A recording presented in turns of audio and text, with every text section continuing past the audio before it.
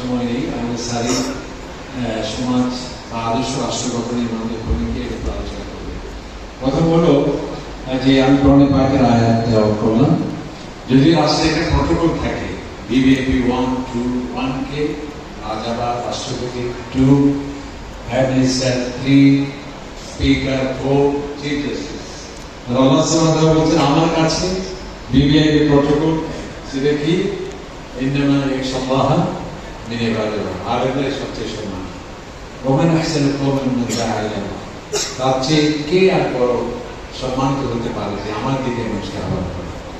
যাই হোক, ইনশাআল্লাহ আমরা আমাদের একটা মাসায়িখ গ্রুপ আছে, ওনাদের পরামর্শক্রমে আজকে সংক্ষিপ্ত বলা যায় যে একটা সূচনা কেবল বা অনেকটা পাইলট প্রজেক্ট, পরীক্ষামূলক একটা মাত্র কয়েক ঘন্টার জন্য বসা।